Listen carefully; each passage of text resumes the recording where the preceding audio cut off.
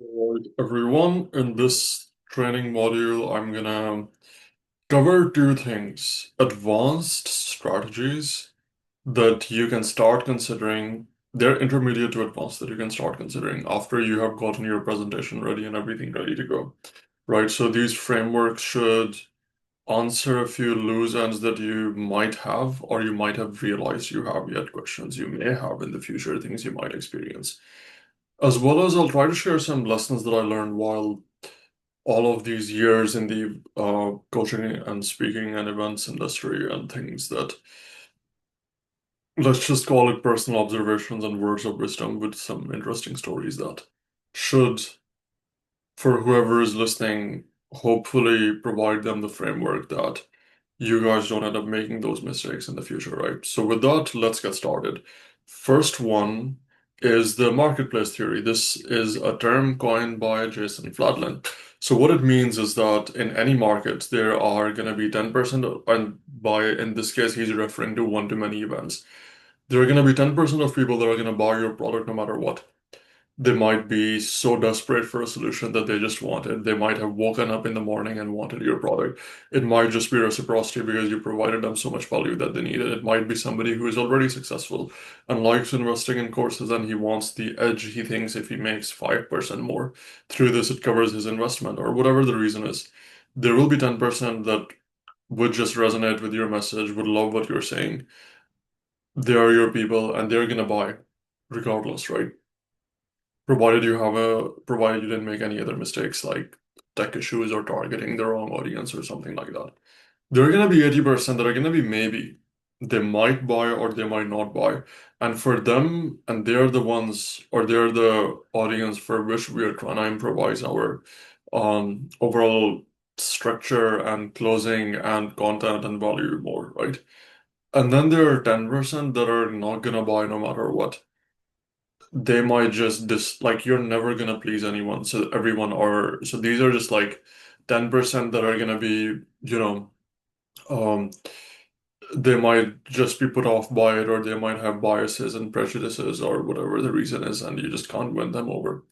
And that's fine because you focus on the good people, not on the bad ones. And if you don't realize this, the good ones come at the expense of the bad ones because you start trying to optimize for the 1% who didn't like it, whereas 90% who liked it and you got them decent results and they gave raging feedbacks, you ignore them, right? But anyways, this just also means that as you're walking in, your programs and campaigns will likely get you successes. You will make sales.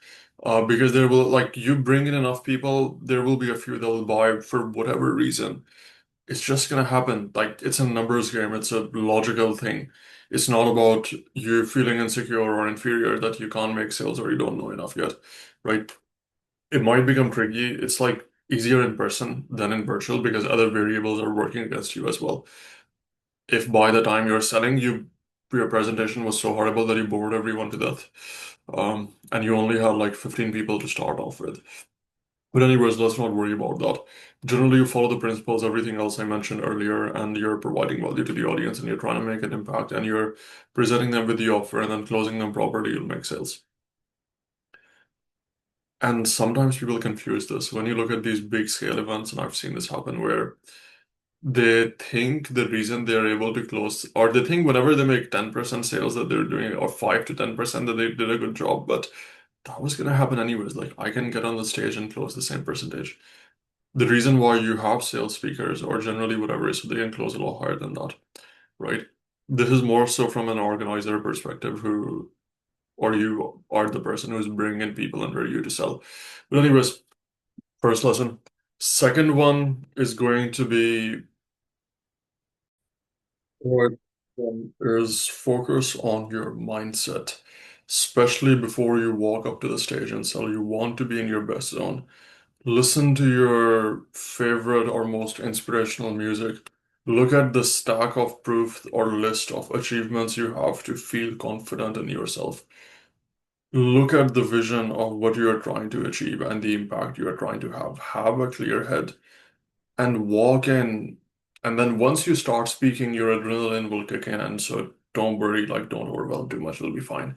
But like the reason I'm saying this is And so I'm starting stories already.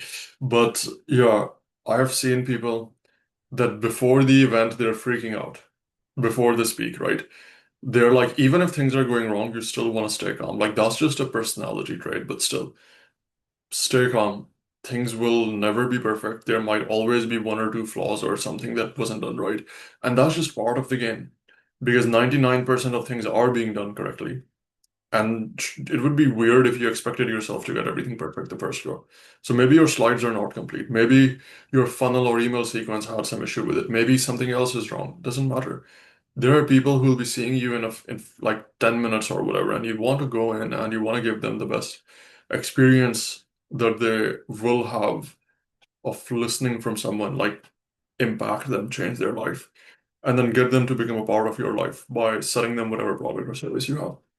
But still, like, do that because I've seen this also happen that coaches start, and I don't know why I have to make a separate note of this, but I'm still doing this because I've seen people do this a lot.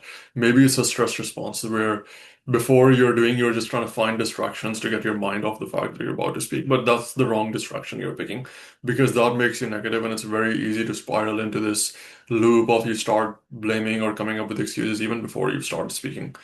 um, Unrelated stuff, but still have you need to have a strong leadership focused, abundant energy that is going out there with passion. Like, the saying that he who has a what can take on any why. I think it was in Man's Search for Meaning. But the point being, like, most of your small problems will stop feeling like problems when you look at the bigger picture and you realize there are bigger stakes here, and that this little spelling error doesn't really matter. And the worst thing you'll be doing is letting that spelling error um, affect your actual value of selling at the event. So just forget everything that's going wrong. The moment you're about to step in, feel like you don't have any of those responsibilities and you're just stepping into this new world.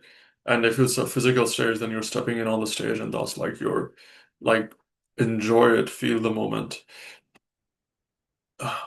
Yeah, I have seen people who freak out before it and then their delivery sucks and they can't get their message across and then they feel negative. And it takes them like 30 minutes to get back into the rhythm and don't do that. Just don't do that. You will feel like you're doing something wrong. People will feel like you're doing something wrong. People can pick on the nonverbal cues. Ideally, you want to be your best self before you start speaking. Like, here's another advanced strategy when it comes to closing that you can consider. And on that note, all these tips I'm giving, they're in no particular order. They're like random, and you can pick any one that you want. So, this is something that was shared by Russell Brunson, I think. Yeah. So he mentions that if you're feeling a bit uncomfortable with building the offer or something like that, or you want more audiences engagement, then you just build the offer with them. Like, that's literally the frame you can use. You can say, hey guys, like, and you do a permission-based close because the reason, or is a mixing different lessons together. Permission-based close because then they don't leave. Sometimes people will start leaving when you start selling, especially if you didn't transition effectively. But if you say, hey guys, I have this great offer, super offer that I built for you guys, do you want me to share it? Sometimes they'll just say yes, and then you can start presenting it. Or the other thing is, this is the hesitation style that he was like, so I'm thinking of building this thing. It's not complete yet. And I'm not sure if I'm gonna sell it or not, but I can build it with you guys right now and see if we can make something that's good. So you guys can give me feedback on what you want to be included in that, so it can solve those problems that you have, and then we can build it together, right? And then he remembers that he gave example of someone else who did this, and then what would happen is he would be like, "So if this thing was inside, would you buy? All right, what else?" And they would be like, "Yes," and then he would be like, "Stand up and go to the back of the room," right? So then he would be like, "What is the next thing that you guys want?" And there people would give us recommendations. They'd be like, if I do that, will you be able to sign up? And he'd be like, perfect. He added that to the offer. Like, he built the offer that he was selling during the closing process, and then took the audience and be like, those that are fine with this, those who want this thing, you can just go to the back of the room, right? And it sometimes creates this fun energy as well, where people are like, where they ask something that's too demanding, and you're like, I can't do that. This is too much. But then you just like, I'll do this for five of you. So the first five people or something, like, you can add exclusive bonuses based on availability and stuff like that until you close like most of the room as you can. Um, so that's a fun play. consider it, try it, also takes like the sort of sales pressure away because like you're building a solution that's tailored to them. It's like we're trying to hack a one-on-one sale into a one-to-many by doing it with groups of people at once. Right. Here's another sales strategy for one-to-many that takes the pressure off you as well as the audience.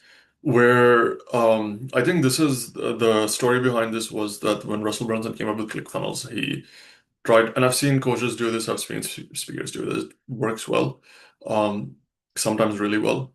Again, it's one of those plays, so use it as at your discretion after you've mastered the first initial process. So what he would do is, so the reason, like, also the emphasize bonuses is Russell would make the thing that he wanted to sell free.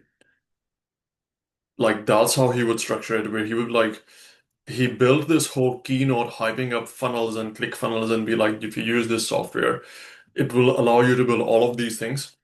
But then what he was experiencing was when he would actually just sell ClickFunnels on its own, people would ask so many questions and stuff like that, and he would like normally not be able to convert it properly. But then what he did was he made ClickFunnels the bonus, and he didn't change. He just changed the way he was selling at the end. So what he did was he said that how many of you here wants ClickFunnels for free, right? And we're like, if you sign up for this program, I'll include 12 months of ClickFunnels for free on top of it. And that just like the main thing they want and the main thing you hyped up, and then you ask them how many of you want this for free. And then you just add that as something exclusive that they only get access to if they sign up for some other offer, which might not be as special, but that just like it's like reverse engineering the desire and taking the pressure off the sales and making people much more open because you're telling them this is something that is exclusive, you can have it for free, but it will only be for those who sign up for this other program. So like all this thing that I hyped up all this time, and they want it, so they're not feeling the sales resistance because they're focused on the bonus that you're giving for free, and that's what they're deciding your sales based on. They don't care about the main offer you have, right? And that works well. He's like, I can also add all of these bonuses if you guys sign up for this program right now. So he would like that was the overall analogy that these guys used, which was emphasize more on the bonuses. But this is like the core psychology behind it or the play behind it, which is like um you try to skim through like when you're presenting it, you present the bonuses bundled with the offer, but like this is like you sometimes have to mix up the order when you do this, which would be like how many of you. So imagine like this is something similar to I sold you funnels, and then at the end I say, well, here's this marketing training that you guys can access to. But then I say, well, remember all that funnel training? How many of you want that for free? And then it'd be like, this is the main thing. This is what they have want the most, and then it'd be like, you can have it with this thing. Sometimes works, not sometimes, but like if you don't frame it right, it just comes off like salesy. But generally, if you do it in a energetic fashion and you do it with a bright smile on your face, it'll get the job done. It's like that. If you buy this, I think like how should I explain this? Like if you buy this energy drink, I will give you a mansion for free with it. That's like the contrast we are doing here. Right. The next one is price marination. I have seen a lot of coaches do this successfully. I think originally based on the notes, Byron Goldman started it, where at the start of his 3-day workshop, he would just say, I sell $20,000 courses, right? And like that's the focus and that's like the value that I try to get all of my clients to sign up to. And then he would, for the next 3 days, keep on providing them value. And they anticipated that he's gonna, and they try to justify the attendees in their mind. Maybe he's worth 20,000, maybe he's not worth 20,000. And then at the end, he would just drop the price significantly to like whatever, 3 to 5,000. And then they would be like, now it might be worth it, right? So other coaches like did it, I think, previous place where I used to work at, the person used to do that a lot at most of his events where he would just say at the start that, um, I'm gonna, my goal for this one is I'm gonna sell some of you product worth $40,000. But it's only a service worth $40,000, but it's only going to be for some of you. And for everyone else, feel free to listen and take notes and get value, right? So now we've gone out of the way. Let's get started. He would just frame people and get that resistance out of the way where they're questioning, is he going to sell us something? And he would just say that in the beginning. And then during the process, they would try to justify why this person, or this generally like other coaches as well, when they do that, is like why this person is selling this really expensive product. Is he worth it? And then later on, when you do the price drop, it just takes the pressure away because they were expecting to spend 40 grand or 20 grand on you. And now they realize they just have to spend 3,000 for the same thing. So yeah, it's like a way for anchoring, but you just do it at the start or somewhere in the first half of your presentation. So people, and you let it marinate, you let it simmer in the person's head where you be like, is this person worth the price point or not? And then later on, you just drop the price point. Right. Right. Another lesson or framework to keep in mind is have something exclusive or justify a reason why you're the only person who can give them advice on this or why this offer inclusion is something that only you can offer, right? Like we are the only ones in the country who have exclusive permission from the coach and have license to offer you guys this bonus or this software. And this is like one of the best ones, and you can't normally get it, right? Like that sort of exclusivity oriented inclusions and bonuses sometimes create that value and hype where they just people are normally trying to bundle you with everyone else, but they just puts you in a different category all on its own. And some of you might generally have those things, so just use them to your advantage here. I'm the only one who has done this thing, so the strategies I'm about to share you are like you can only hear them from me. Like it's just one-off thing, and they can't get it from anyone else. And that creates the anticipation because then they start taking you seriously or start taking the offer seriously because they know this is their only chance that they will hear it. One thing.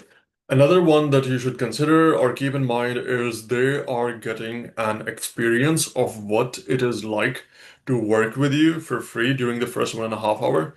And if you do a good job, they'll want to keep that up once you're selling, right? So you're giving them a free experience. Be energetic, provide them tons of value. Be a great person. Like, don't be dramatic. Like all of these things that when you're communicating and like if you're doing a good job, the thing is that sets the frame. And also, you can say this at a point where, like, if within this 1.5 hour we were able to come up with all of these great things, imagine what we can do if we were to work together for a longer period. Or did you enjoy working, um, or getting all this value that I just provided you guys right now? Imagine how different things would be if you could apply this, or how different results you can achieve with this new knowledge that you have right now. Well, the thing is, this is what it's like working with us. This is what we do. And this is also why we are different and not like the other agencies out there. And you can like use this aspect to make yourself stand out from everyone else and do use it.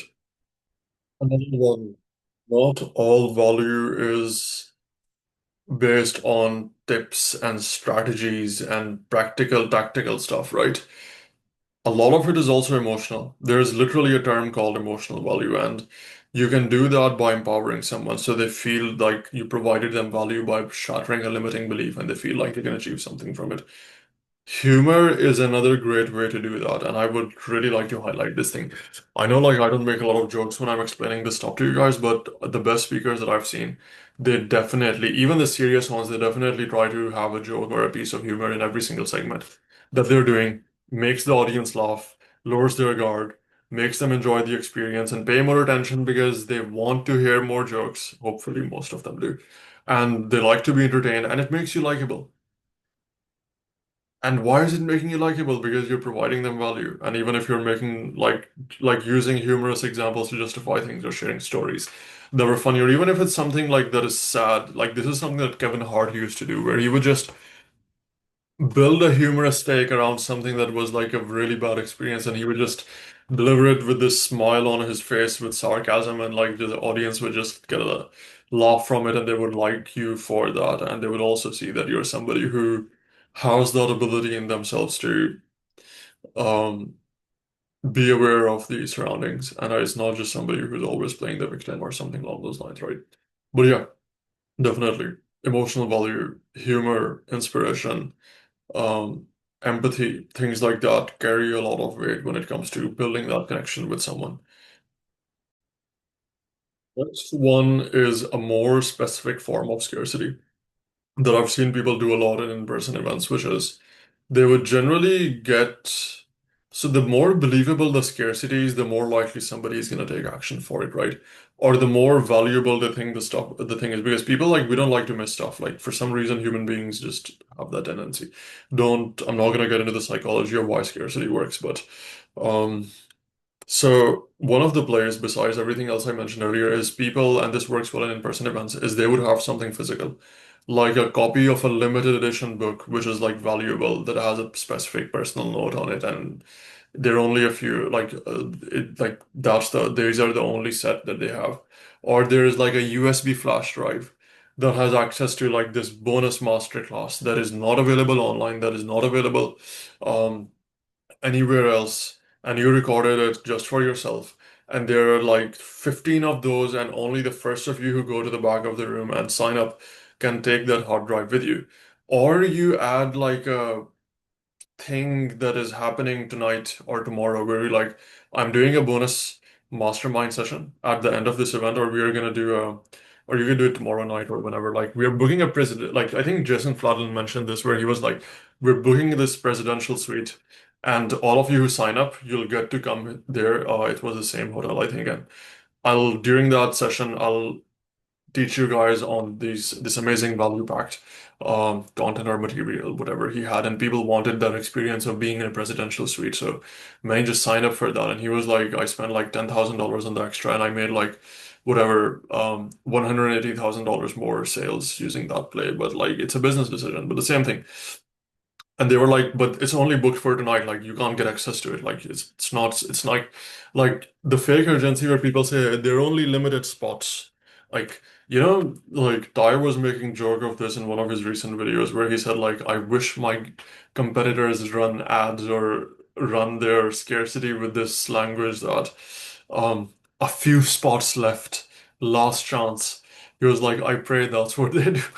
Because he was like, that's like 2001 scarcity urgency. And I get his point, because if you're not specific, people won't see it. And they have been played before, which moves me into my next lesson. Hopefully, this is not the case for a lot of you, and this surprises me. Okay, so I'm giving a double-edged lesson here, where I've seen like people don't know you. Many don't know you. You might be selling and you might be known in your space, but most people likely wouldn't know you. Even if you've done like 10,000, 15,000, 20,000 person events. Like I remember in my previous company, when during like the and like when the speaker, one of the main speakers, would get on stage and ask how many of you have heard about me before, right? And he would get everybody to like who has heard of me before raise their hand. And this person has been doing events for years, and he has done like massive events. And every single time I would be surprised, like only five or six people would raise their hand out of like a room of 100 or 200. And I was like, so these people don't haven't heard of your offer before. They haven't heard of it. So you might be doing it repeatedly, which is why you think it's not working or it's saturated. But in reality, they're gonna feel this the same way they experience feeling it for the first time, right? And if you're in an industry like wellness or health, or you're doing display in an industry where display doesn't exist or is not very common, then most people will see you for the first time, and you'll do just fine in that scenario.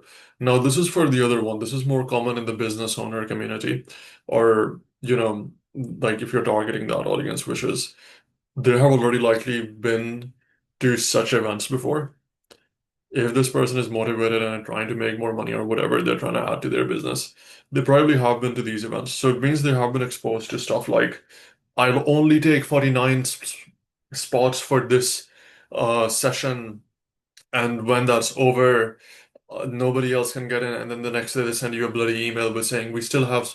But, anyways, so people get used to that urgency scarcity. They get accustomed to it. And it doesn't work anymore because of that. Because next time they hear it, and also because in the past they have been provided this feedback where at some stage they gave into the scarcity and then they realized it wasn't real scarcity. The person was still selling the same thing again, or whoever inquired like a week later.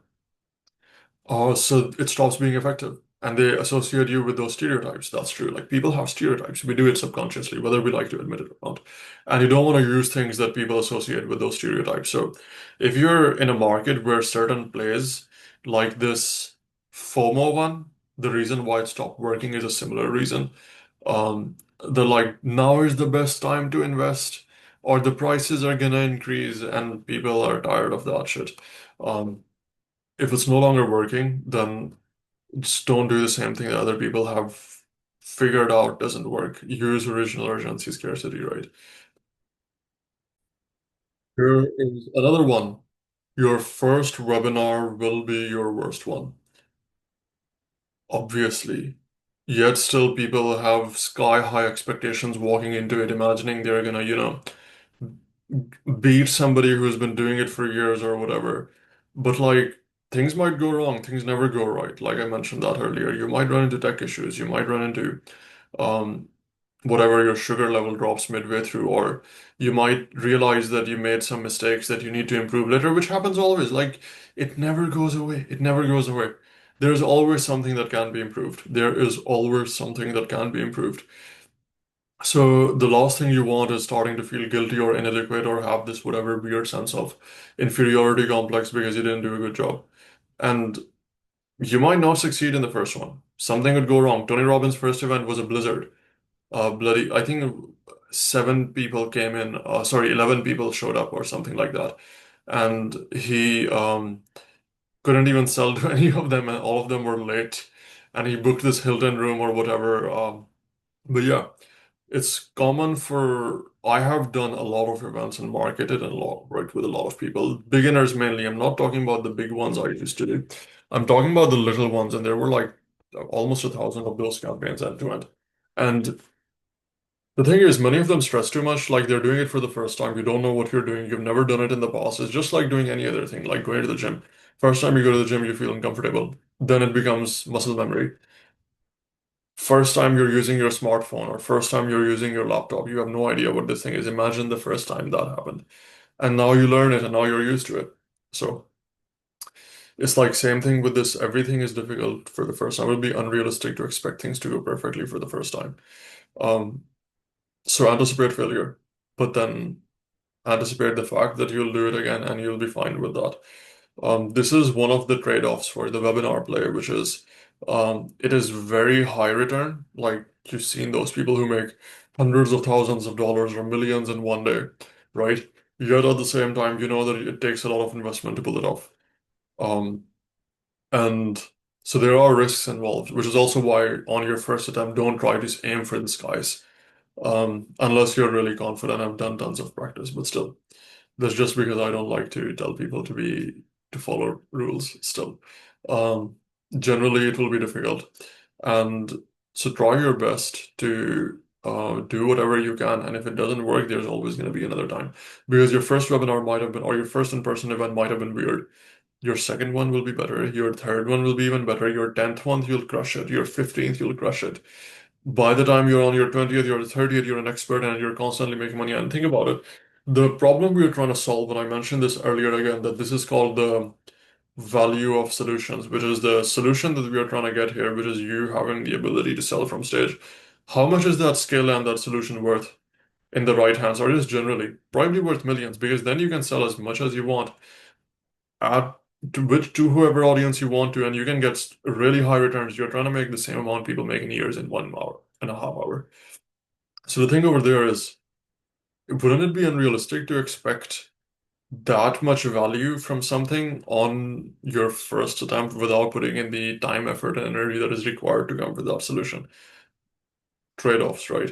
So, and that's why many people don't do it. And that's why those who do it, even if they're imperfect with their shit products and lack of fulfillment and their idiotic brains because they don't have the brain cells to worry which you are doing because you are logical, and they still end up making more money and scamming people and doing all that shit because the good ones never take the first step.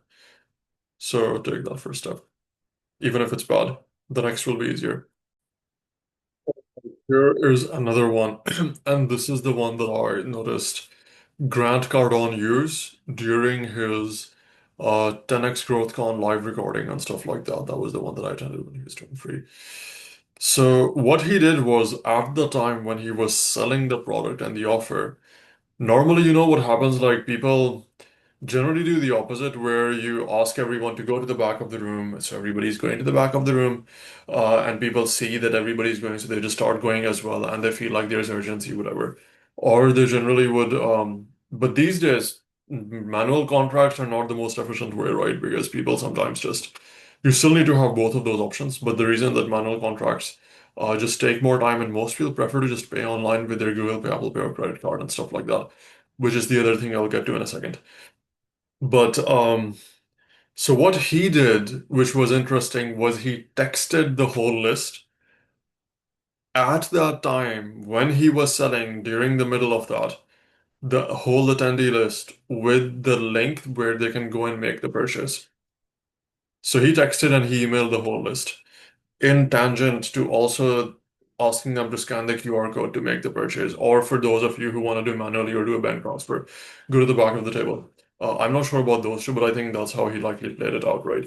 And the reason why that felt so good was because most people might sometimes like, people are lazy and they might just open something because they want to have a look at what it is, or it's easy for them to have it open when they're buying. So if you just text the whole list, the link, they can just click on it and make the purchase right from there and then, right?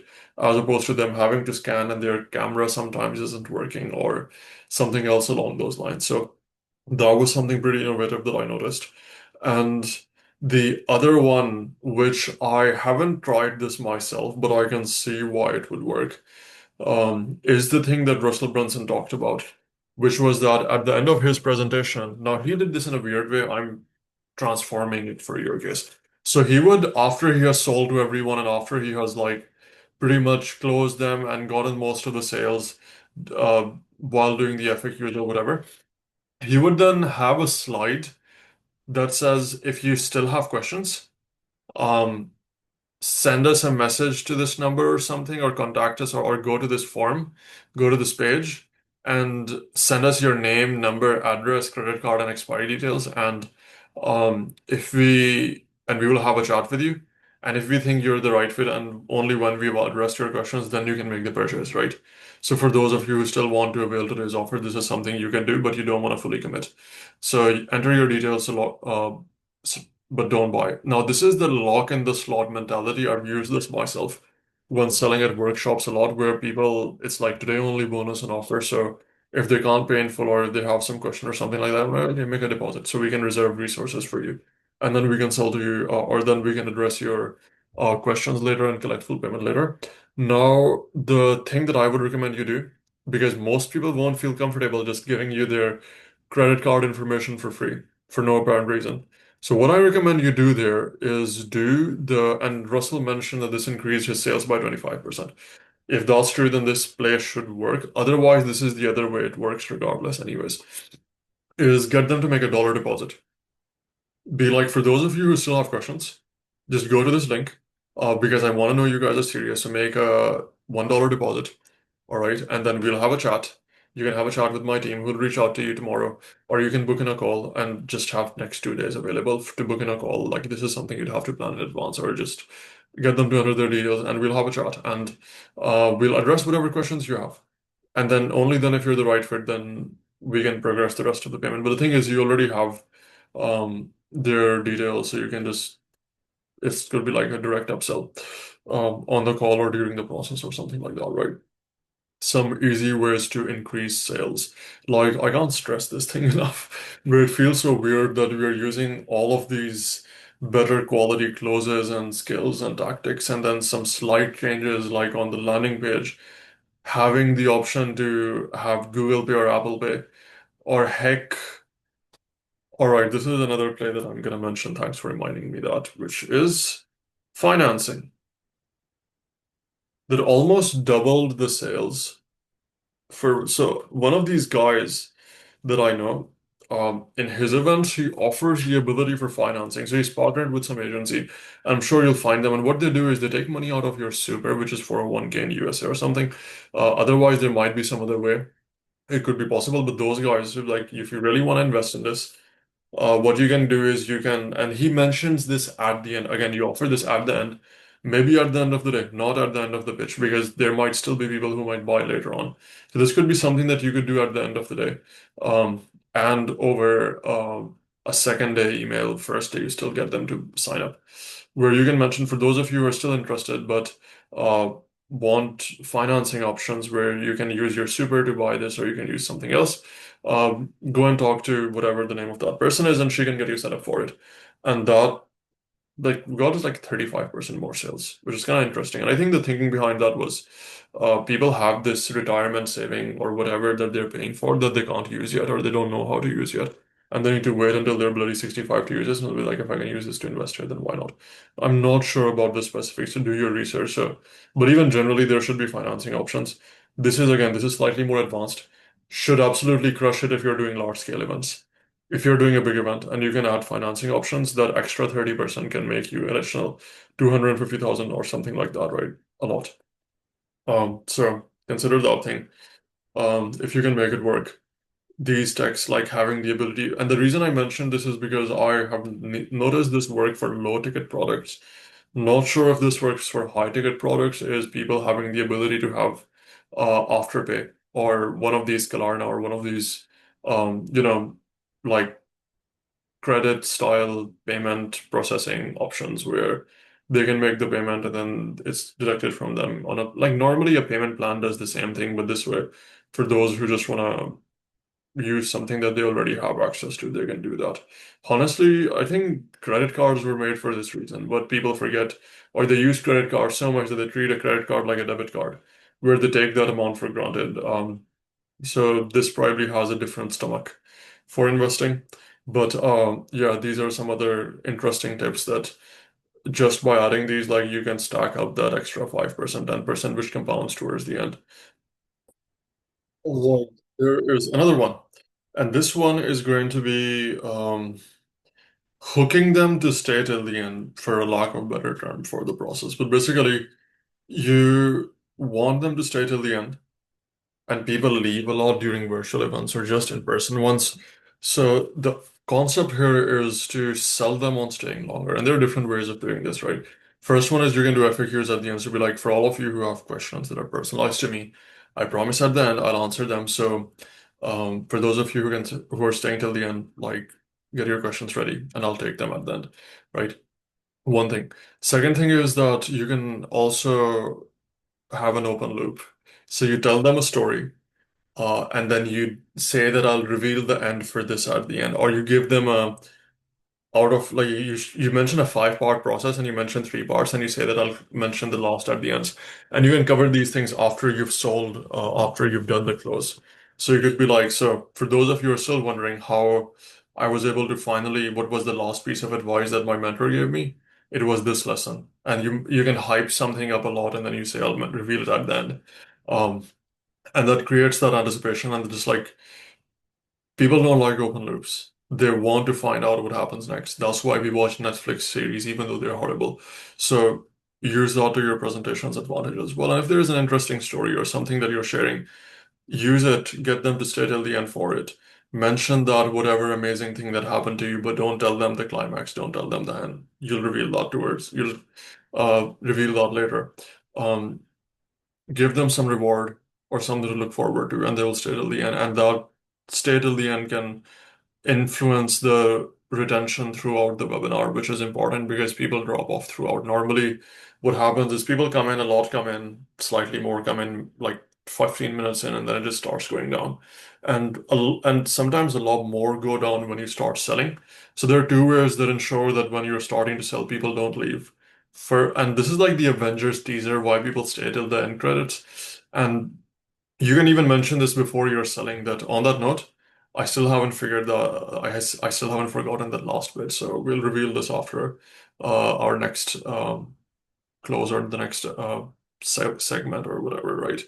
And so you two ways is first one is you transition smoothly, you do a permission-based close. So you do that with your permission. Are you guys fine if I give you guys an awesome offer that I built for today? Or for those of you, whether we can leave here or do you want, or you get them to answer that, you get them to say yes. That's a permission-based close. You get them to give you a yes. And you can pause if they're not like they would reply and instead of rushing through this part, let that simmer in, and then it's just like one-on-one sales. The other one is not marinating, like hooking them in for the future.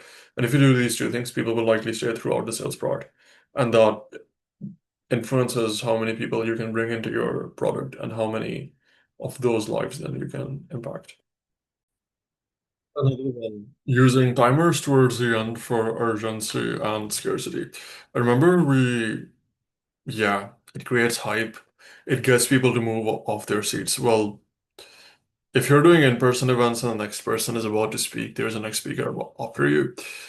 There are caveats to this, so let me explain this. Generally, if you have a countdown timer and you're like the offer is only available right now, and you genuinely are only offering it right now, or exclusive bonuses or whatever is only available till the end of this presentation, you have a timer over there and people will start and they will go back and buy. Many might think you're just making it up. Again, this is like one of those weird, not weird, but like cheesy, let's just call it sales strategies that sometimes gets a bad rep, but it does work. If you're genuinely replicating it, then use it for good.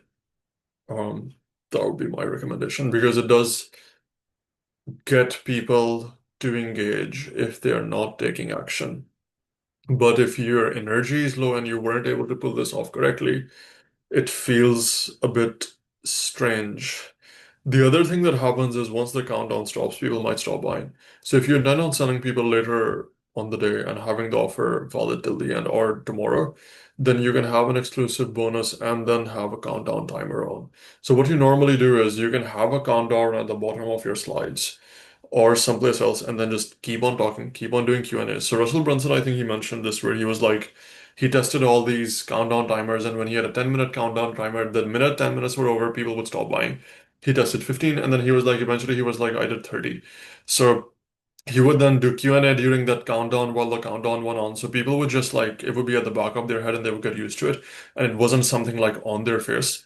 And they would keep on making the purchase during that period, and especially towards the end when they saw the countdown is about to be over, because this is a way of creating fear of missing out without me creating very strong, like some speakers do abuse this.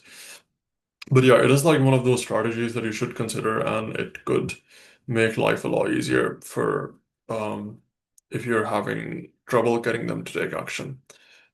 Again, don't do this. This is why this is advanced, or these like I'm covering this in the advanced section because I might not recommend you do this on your first go. Test this out. If you have a large audience and you're used to doing this, or if your market is relatively new where it's not sold to as often, this should work well there.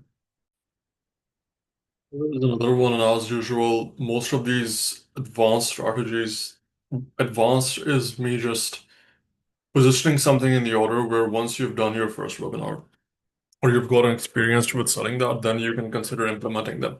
Because if you try to cram them in the beginning, the chances of their success, like they're slightly more tricky to pull off. So this is another one of those. Don't take live questions on virtual webinars. As well as during in-person, I know I talk about the Q&A session, but that one can be generally kept very short, and you have to give people instructions to keep it very concise, and you can just move on to the next person. But on your webinars and virtuals, try to mute everyone, and the only thing they can do is they can, in the comment or the chat section, especially if this is being done on Zoom, or if it's being done on YouTube Live, wherever, that's where they ask their question and you can reply based on that. Because you might not be that experienced in managing people right now, and some people start sharing their life story or just kill the energy. Um, and your ability to frame people or direct that energy into the direction you want to head in and move from one person to the next is pretty crucial when you're doing Q&As and when you're getting audience engagement or even when you're engaging them in real time. So it is important, but like during a webinar, if you just get them to unmute their mic and start speaking, that might become slightly risky. So uh, for that side, like in person, it's easy because you can just move next. So you just move on to the next person, right? Um, Over here, like you're just listening to them. If you mute them prematurely, that looks weird. So um, yeah, just be aware of that. Last of these tips is before I move on to stories. is to get people to share that they're in your webinar on your socials, on their socials, sorry. It's free promotion, and most people would want to show that they're part of something. So while you're presenting while in the middle of your keynote or at some place, just ask them, here, on that note, how many of you believe that you need to, like, you can use an analogy here that works well, as most people show off about their food and the things they're eating and all of that stuff. But in reality, that doesn't impress the sort of people that you want to attract. What you want to show is the hard work you're doing and the time you're investing in developing your skill set, right? So, um, I can give you all a minute to grab your phones and take a screenshot of you being at this event, or of like take a picture of yourself with with the screen behind you if it's virtual or if it's in person, whatever, and put that on your stories and tag me, and I'll share them on my stories so my followers can also see you. If you're doing that, it works well though. Um, and let's spread the word out. Second thing you do is also when you're starting, just announce on your Facebook and socials as well that like whatever the name of your event is, it's about to start. Most people just rely on advertising on their um, email channels or SMS, but your social channels also account for it, right? So the whole thing works not unless you're doing hundreds of them, but you get the point. Now let's move on to some lessons that I learned from practical experiences to cover this overall training off. First one is your audience is, there are some people who'll be doing weird things because their audience likes that. And you can't look at that person acting weirdly and try to do the same weird behavior yourself, because different people have different audiences and different, like, this is slightly in the beginning, don't worry about this, but later on. In the beginning, you're like, don't be one of those people who gets very specific about just attracting the sort of people who align with, like, most people are not like you. That's a fact. Yet at the same time, later on, when people are starting to implement new strategies and new behaviors in their style, they start mimicking all of the, you go to these other sales events, or you look at your competitors, or you look at somebody who's doing really well. And it's good to incorporate the things they're doing, but sometimes if it feels a bit off, don't do that. I'll give you guys an example here. So there's this person that I've been to his events and I have looked him up. He's like a great storyteller. And at the same time, most of his audience are slightly like are older people, like seriously, most of them. So he has a lot of this energy and everything else. But guess what? This is what the sort of marketing copy and language looks like. So I'm sharing my screen, right? This is my email inbox. I'm sure I get his emails regularly. So Pat Mesty. And if I scroll down, you'll see emails like this. The government is secretly against you. Um, this is all part of a bigger plan and stuff like that. And um, on 8th July, we are bringing this person in, and all of his guest speakers are like these edgy people that, um, Brownwind Bishop, like ex political candidates and stuff like that. And I was like, how will, like, why? That's like a recipe for disaster, correct? But his audience likes to talk about government and politics, and they like to blame the government, and they like to do all of this crazy stuff. So you can absolutely do that, but you'll probably attract people like that. And the world is big, a very big place. But at the same time, he's probably also sacrificing a different kind of audience that gets put off by that sort of material, right? And there's always a pro and a con for the kind of messaging you have. So keep that thing in mind. But also, on the contrary, it means that if you are somebody who is slightly political, or you're somebody who has a weird taste, not a weird taste, but like your own taste and things that you like that other people might not be as acceptable on, feel free to raise them. Like Gary Vee used to swear a lot. People like that. No, don't swear for no reason, but there would be people who they would won't please everyone. But this is like one of the experiences that I wanted to share. Second one, this happened. So this is like the second story, right? This is slightly tricky to pull off, but I'm still sharing this lesson, which is I remember this guy who was the highest performing sales speaker in all of the biggest events. And these big organizations are these big people who were only running events with the intention of making money through the sales speakers would always bring him on. And he used to get a lot of mixed reviews, quite often plenty of negative reviews, because he had a slightly emotional personality and was like love uh like like a breath of fresh air backstage. But anyways, so I remember something that he would do which would increase his conversion ratio a lot was during the middle of his presentation, he would just announce from the stage that anybody who wants to work with me and get 30 minutes of my time, right? And I can only do a few of this.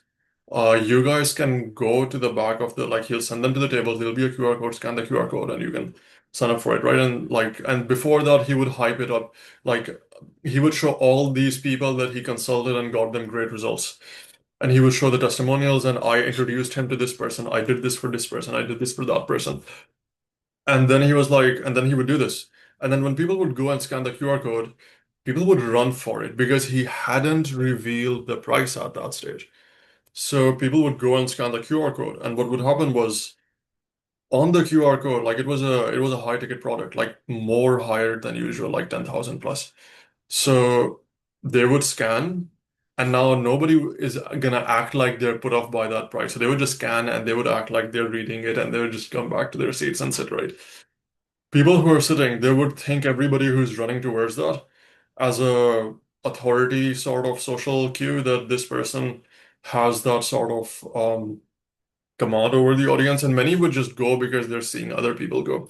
And they don't know the other people who are scanning if they're buying or not. They might think others probably have bought it already. Most, like, rarely anybody did, or some barely, like some people did.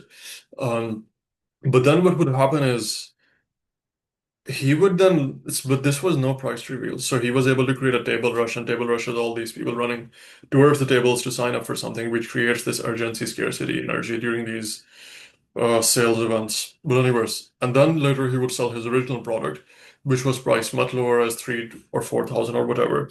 He would still get a few sales. Like he would still get like 4 or 5 or something out of a 500-person room.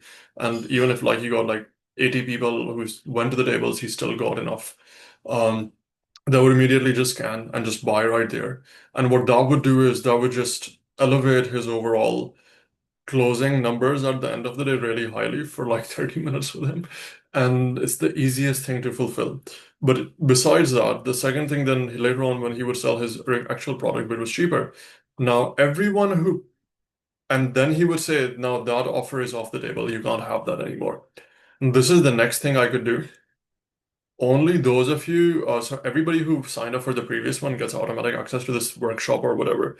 And all of you who sign up right now, um, so the people who couldn't buy the previous one and felt like others were interested, but they still want that person or the service he's providing, they would now more likely buy this cheaper thing because there's a price anchor that just happened. And everyone else would see everybody else who previously went on to buy, and now it's something more cheaper is offered, so they'd like to be consistent. So this time they're going to go and take the action because they're more warmed up by him. It was kind of interesting. It was also pretty shitty. But these are like those interesting strategies that it did work really well. And the reason I'm sharing this is, regardless of the way I feel about it, if some, because it worked well, and maybe there are some of you out there who might be able to take something from this play and utilize it. I know it's not ethical, or not ethical, it's just like, it's like smart ass move, but it might feel a bit like might put some people off and things like that. So be careful with it. Same point being. Depends on your audience and depends on the product you're selling as well, right?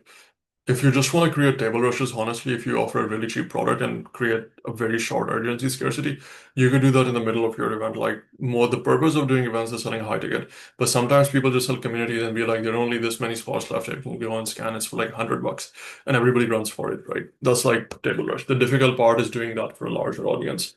So another thing that I have seen is, and this is like a personal reason. So this is like third story about the importance of sales and um, just overall the fact that a lot of, so this was the first time I marketed a large event.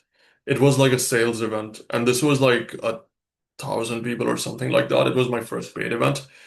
I didn't receive any training or anything on how to do these, so I was going in with the expectations that I had before when I used to market all these free events where you have like this really low lead cost that you need to maintain and everything else. And when I started marketing this one, we were running sales ads, not lead ads. And then what happened was like the sales ads were super expensive, like breaking even on the ticket sales price, right?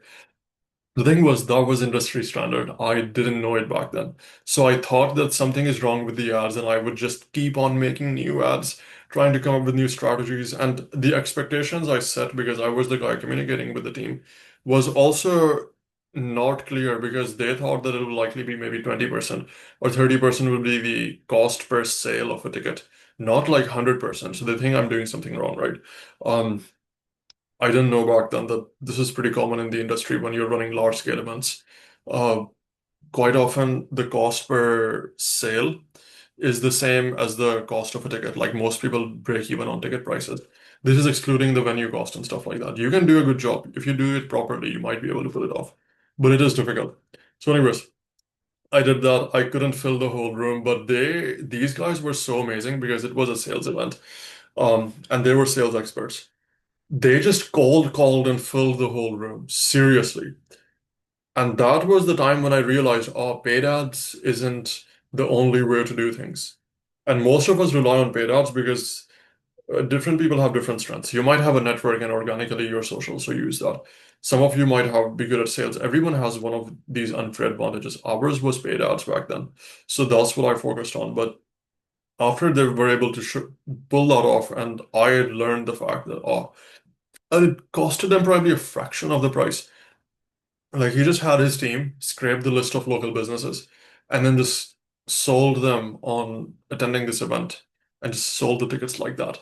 And like they were making 100, they were selling like 100 tickets a day, and it was interesting. And so that made me realize that you need to bake sales in, or there's an alternate way of pulling this off. So what happened right after this was, and this was the biggest event that I've marketed to date, entirely from comms to strategy to systems, and as a matter of fact, coming up with a strategy to pull the thing off. And this was kind of weird. And back then I had this habit of just saying yes to everything. I was like, even if we fail, we'll practice and I'll probably do a better job than anyone else they go with anyways, right? That was the thinking back then. So 1 month is left. They have sold 2,000 tickets per city. They need to sell 5,000 tickets. They sold 2,000 tickets in like 4 months or something. So now they need to sell 5,000, like 3,000 more tickets, and we have like like it was 1 month away when they contacted me. So setting everything up was going to take time. So maybe we had 2 to 3 weeks of lead up time to sell double the volume in a fraction of the time. And like selling 3,000 tickets, and they didn't have a budget, and it was like a spiritual event, right? So you can't spend or break even. They're not going to sell out the event to recoup the costs. So I was just wondering, like, this might become interesting. So this was the time where I set expectations clearly from the first day, where I was like, I'll try. And they're not, and so, or like, we'll try. We can't guarantee it'll work, but let's give it a shot, right? And it was like, yeah, I'm not gonna get into the company dynamics and stuff here. But what happened was then the way we sold the tickets was completely different. And so this was the play that I remembered Hormozzi doing. There was this 5 hour sales video he has, and I this was like the time when things started clicking together and piecing together. I knew about sales before, I knew about reach out, I knew about affiliates, all of this stuff, but I wasn't sure it worked. With the previous amazing experience I had in not being able to deliver on the sales event, the event was extremely successful. Kudos to the owners. This one, I felt like, okay, so this is something we could do, right? So that was perfect. And so what we did was we ran giveaway ads because sales ads didn't work, and they were already not working. So we ran giveaway ads. We're like, enter the draw to get this amazing offer, right? And we ran a bunch of different offers where it was direct lead form ads, where they would enter their details to get. And this was completely different strategy to what others had been doing. Like nobody in the company was using something like this, or nobody just generally was using the style to fill this many tickets. Like completely unorthodox and only worked because it was tailored to their system.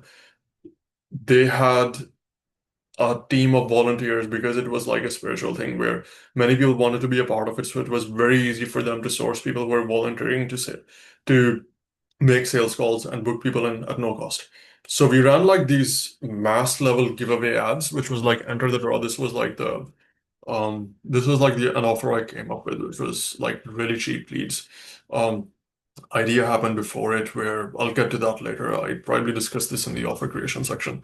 So we came up with this irresistible giveaway offer. We tested a bunch of those variations, different giveaways, and the leads were super cheap, like $3, $3 to $5 range, right? Previously, the cost per sale for a $100 ticket is much higher. Like, so this is like a fraction of the cost.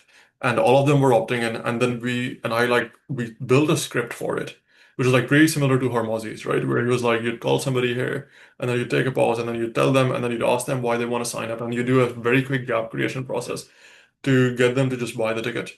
We like you can't meet that person. So if it's like a meet and greet, win a meet and greet because there were no meet and greet tickets being sold.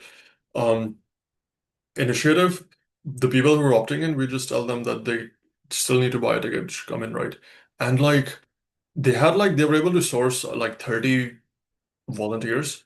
So if you were to actually do this and hire 30 salespeople for 3 weeks, that might have taken the cost at around the same period, at the same rate as it might have been the marketing cost. Maybe not. 30 was too much. These guys had no experience either, so I'm sure professional salespeople would have been good. But what ended up happening was they just like we polished the script. We within the few days the feedback loop was being built and how we can fix this up and stuff like that. And they were getting the leads and we scaled the team. Um, and they literally just through this method, we were able to get halfway through. And then what happened towards the end was they had too many salespeople and not enough leads coming in because the ads started to slow down in terms of their overall progress. Um, we've gotten like towards like 1,500 tickets or something extra on top of the previous one, so we were halfway there, so like still not bad. And then the remaining was filled through affiliates. Seriously.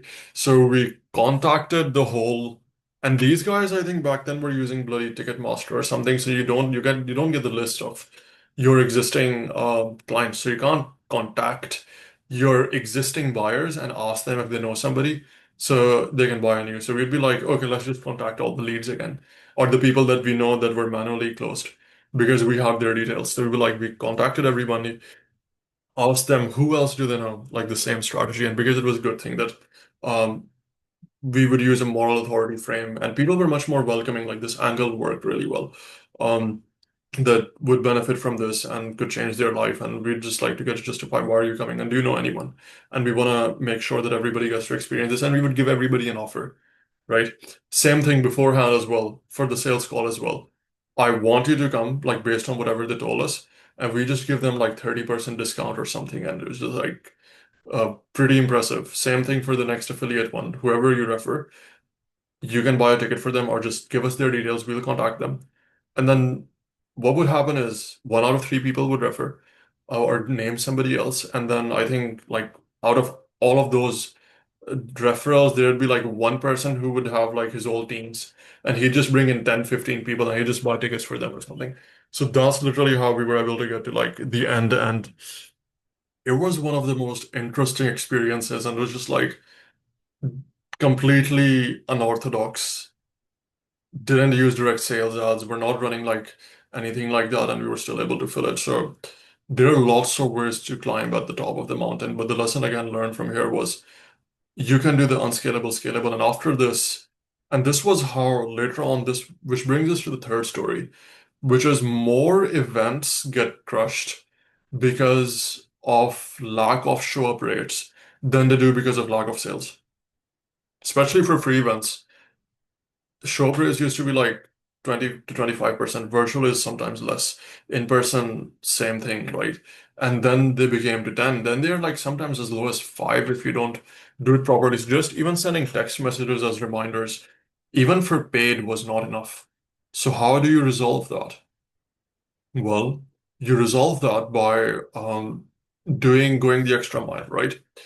And also if you want to make money off it. So this is where like sending people personalized voice messages and video notes and like sending them images of their goodie bag, which was like things that Like I think Hormozy mentioned he would do this for lead nurture for his gym thing, and I was like, let's just do that for events. Um, those strategies, which we then later on started embedding, just like we're able to take the show up rates back to normal, take them back to 20-30%. And this is on top of running perfect email sequences, SMS reminders, and retargeting ads reminding them that the event is happening. But even if that alone wasn't enough, and this is for the modern day, this is like a modern day story, like these days. Um, because AI is becoming so commonplace and marketing is becoming more difficult every year, it takes twice as much resources and creativity and quality to get the same results it got the year before. 10 years ago, people could just run like really horrible ads and you would get results, and now you need to do like such high volume plays and stuff like that. So the only way you can overcome that and still maintain attention is by building real connection with people. And that you do by doing the unscalable stuff, which is you call them and you schedule them in or you confirm their attendance and then you send them reminders, just like how you would do for a one-on-one session.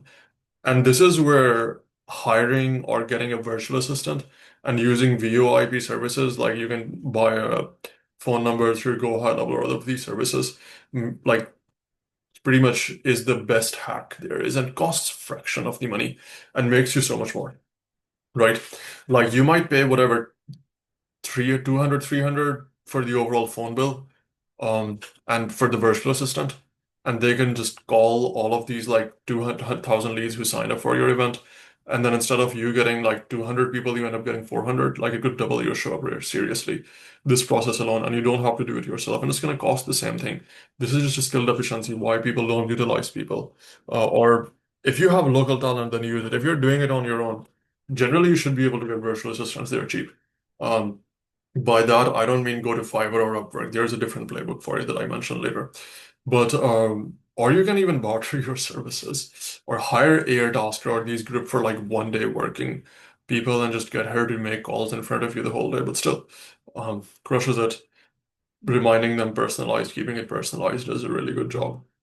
And if you can fix show up rates, that would be the solution. But the thing that is even more important is that, and this brings us to our another recent story, is you the reason you're like at the end of the day, the goal is to get as much revenue as possible. Not as much as possible, sorry, like revenue being changed, create as much impact, the people who show up. But revenue in the sense that like if your sales are bad, you won't be able to like at least break even or make a profit, right? So you can do it repeatedly. I don't know why I said that. But so in the business model sense, so if your goal is to make money, then you can do that by increasing show up rates, or you can do that by increasing your conversion ratio, or you can increase that by increasing the volume of leads. So there are different ways of doing that, right, to get the same outcome. Um, Now over here, you can increase the sales. So we already talked about marketing, we did beforehand. We just talked about lead nurture. Now we're talking about sales. And for sales, you can have pre-event sales, during event sales, and post-event sales. I think webinar models are you miss 90% or 80% of your audience who don't show up, especially to free plays. If it's a paid play, like most, you lose them at the checkout page because they don't buy the ticket because it's expensive, and that's why your lead costs are high. They're interested, they just don't come in. Um, so how do you resolve that? And yeah, again, I've seen this happen with many people recently. One thing is you can have multiple sales speakers. Pick the right ones. Otherwise, it'll become a sales festival. Will put people off. That's the thing they hate. But that ensures that you're not the only person who is selling. You're not the only one who has responsibility on their shoulders. And if you have a profit share with the other person, it just balances things out nicely and covers your costs. The other one is pre-event. Book everybody. When you're booking them in to confirm their attendance, if you have an appointment setter, like this could so take the event as a lead gen process for one-on-one sales. That's what you do. You can either look everyone out up or offer them the ability to get a free personalized session, which they can book in themselves on the thank you page, where they just book in calls with your consultants and sales team where they can close them directly. You can send them personalized surveys or questionnaires or ask a few extra questions. It would drop your lead. This can increase your lead cost, so it makes sense if you're selling. But if you ask them like two, three more questions, like what is their goal from this event or something like that, that gives the sales team data. to look the person up, and when they're calling them, talk to them in a more easier way, and that is easier to transition into close or whatever. Qualify people who are successful, book them in for calls, sell them before the event, just like the normal process. Then during the event, you sell. Then after the event, you send the replay link with the ability to buy, maybe remove a few bonuses and change the offer depending on how you're doing it. And then post event again for the people who you think were the good fit or were engaged during the event or whatever. And if you had an EOI list for those who want to talk or have questions and they can book in, you sell them after the event, as well as if any audience you missed or felt was interested but couldn't confirm beforehand, so you can just follow them up after the event, the people who attended but didn't buy, right? So it's like you can like sell at 3 points, and that just gives you so much leverage and ensures that you don't miss the leads. And this is like the way you can make 10 times more from the same event in the same play, as opposed to somebody who is all they're doing is they're just running paid ads and they're just running email reminders, and everybody who shows up, they're just selling at the event. They're losing on like 90% of their traffic and their leads and their people who would be willing to buy, but you didn't give them the system to, and you didn't take them through the process, right? And this would be one of the biggest takeaways, because as show up rates increase, cost per lead increases, and you are required to invest more time, the only way you'll be able to still make profit is by having these systems. But the thing is, like I said, new technologies would emerge which would allow you to do the unscalable stuff at a much easier pace. So you need to update your standard of value as well. Like people can get access easily these days, so you need to provide them even more value. 10 years ago, a webinar used to be a big deal. It might not be that big of a deal right now. So how do you make up for that? You send them more value, you provide them more, you over deliver, all of those things, right? Anyways, I can get to that later. And let's move on to another story, which one is um, selling thin air. This was another guy who was so good at sales that nobody was clear at what his product was. Like even I didn't know what it was. But he would just show all these testimonials of things he had achieved and results he had produced and be like, you just come to me and you just come to this event, or we'll do this session together, where there were like he wouldn't even mention the outcome. But he just showed so much proof of the results. And this guy is um again one of the most successful sales speakers. And he would just close sales based on that. So that's like where results do matter.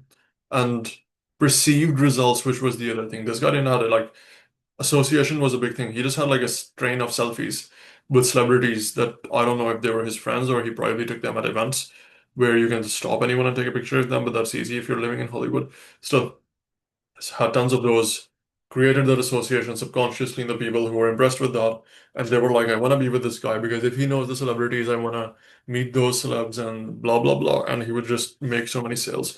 But we were just sitting back there and wondering, what is he selling? Like, we are here with actual product, service, and this really long ass value stack. And this guy is just selling his time. And maybe like a workshop with no stack or anything, or no bonuses or practical service, with just through sheer like proof, vanity, and bloody energy and jokes and personality and stuff like that. And he's like, yeah. And that enabled him, which was the second lesson learned, was his offer was easier to deliver. So he was just selling everywhere and doing events on a regular basis, like in the same time period that other people's or other speakers were doing one event, like in a month, he was doing like 10 of them, and just in our country. And then he was doing them in other places as well. And he would have these different teams and he would go to different cities and do these tours. And he was just always doing that. And he would use the same playbook. And like, I think his funnel was he would get people into this workshop through which they would be part of ongoing inner circle. And then through that, he would pick people out who he could do business deals with, which increased his LTV a lot, like a pretty smart play. And he did was successful from it. But like, he was able to sell that and make all of this stuff because of the sheer social proof he had. Um, is this a good, do I agree with the style of selling? Probably not. Does this get the point across, the social proof, and people would look at vanity and results more than they would at the quality of service? They would probably like look more at the experience. Like if we have a better service versus this person had better results, they would, or not perceived results, perceived success. They're gonna go for that versus you with all of these inclusions that you're showing, right? Just a lesson to learn. The other thing is at in-person events has happened a lot of times. Another story. You go in, whenever they make you the second or third speaker, it doesn't matter how good you are, your sales are always less. And if you're somebody who's not generally that good at, normally you put your best sales speakers and give them the first spotlight. But what happens is sometimes you can't pull that off. So, um, like people think if they're the first sales speaker and they're doing great, and then they argue with each other, like if I was first, I would have done the same number of sales. But like it does play a major role. If you're made lost, you better pray to God. And this is for the sales festivals that I heard. Like, and a sales festival, the same point earlier that I mentioned is if your event isn't making money from just one person selling or from ticket sales and you want to recover your costs, and these are for the people who bring in celebrities and stuff like that. The entire premise of, so this is me going into another tangent. The entire reason you do this thing is so you can make more revenue, right? But there are smarter ways of doing that by having larger LTVs per client and different things you can offer that are still valuable. Yet many organizers or people don't know that or don't have a system for doing that. So they do the easiest thing. They pick the speakers who can sell the most, regardless of the product being shit or not, regardless of being doing due diligence on their fulfillment and all the negative reviews. And they just pick those people who sell these like weird ass schemes and just alienate the audience and cringe you to the bones and stack those sales speaker after sales speaker. That's why it's called a sales festival. Like you go in for self-development and you end up being pitched nonstop. And that's one of the reasons why I stepped back because like I was a part of that and I was enabling that to happen. And I could see the people who, anyways, let's not go there. So, um, but if you think about it truly, you don't need more sales on the day. You can have more back-end sales. Where if you pick somebody who has a higher LTV, even if they're not making enough front-end sales, on the back end, they're making more, and if you have a cut off that, that works to your advantage, right? If you, and as long as this person is providing a good service, that would be the case because most of these guys who sell high up front without a proper fulfillment method have high churn and refund rates. So people don't ascend up the value ladder because they churn out after buying. And if all you care about is the front end cash, which all the organizers care about, that's why the model is broken, right? And that's why like it just becomes a mess. It's a bad experience for you. It damages your reputation. People don't like coming to you again, and people still do it. It's kind of interesting. But that's like the sales festival breakdown.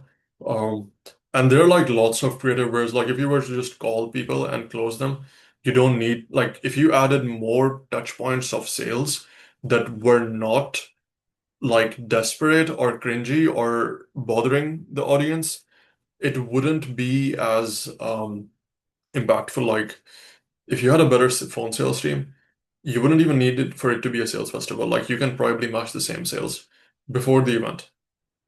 But because you don't have that, that's why you rely on these gimmicks. But still, for those of you guys, different ways of monetizing, but don't push your luck. People won't like it if they're being sold all the time. There needs to be a balance between value and even when it comes to sales, like this is like you keep on compromising going down the slippery slope. That you pick the easiest pathway, and this is the easiest pathway to at least just somebody who's dumb and wants up front end cash and doesn't care about because you have terms that don't allow refunds and you would just reject everybody who comes in and you just put them on hold and stuff like that and people then. But like if you were actually building a business or running a business or worried about scaling a business, you would do things differently. And over there, the strategy would be helpful where once they come in to buy, um, you pick the qualified leads who can benefit from your product and service, and you close them. And then on the day you offer your service and maybe you have one more sales speaker, and then you close them there, and then you do a follow-up sequence.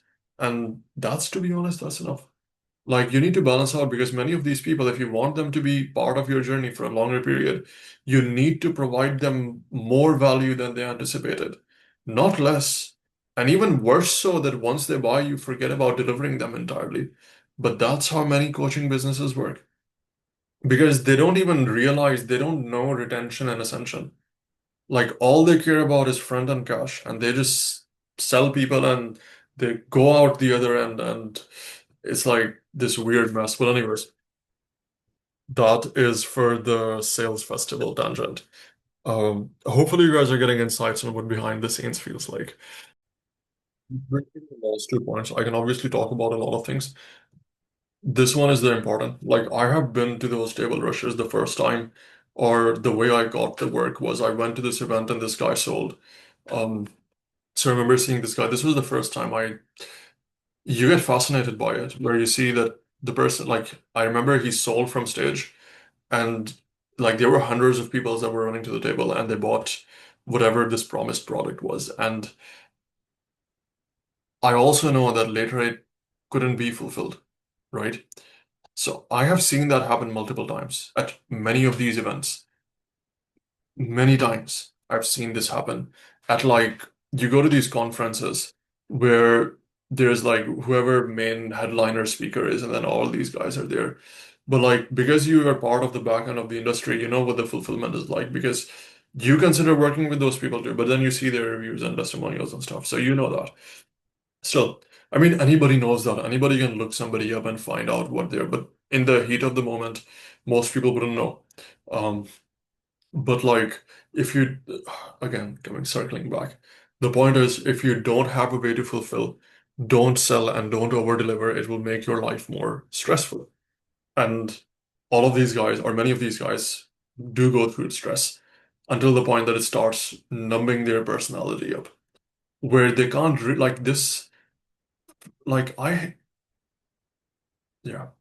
It's like I know people who are good who became bad because of this nonsensical thing where they sell something they can't deliver on, and then later on they get refund requests, but they start rejecting them. And then they add terms and conditions, and now they rely more on this stuff because it is working, and then they compromise more on their integrity, and they do it over and over again until their skills are zero and their quality is zero, and all the time it's about like this weird sense of guilt or fear of or scarcity that they might lose something. And their customers are not happy and you start becoming delusional and living in denial and it's like they're good people too that become bad, right?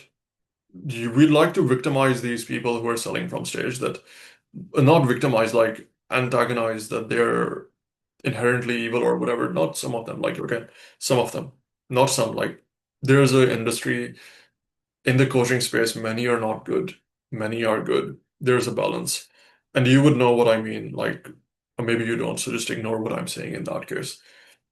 But like, you would see that. And so the person who's becoming a weirdo today and just making high-end promises to people, selling them on dreams he can't deliver on, and trying to take advantage of whatever cash they have saved up, and has no intention of actually delivering on those promises and doesn't give a shit about you, that person didn't get to that level on day one.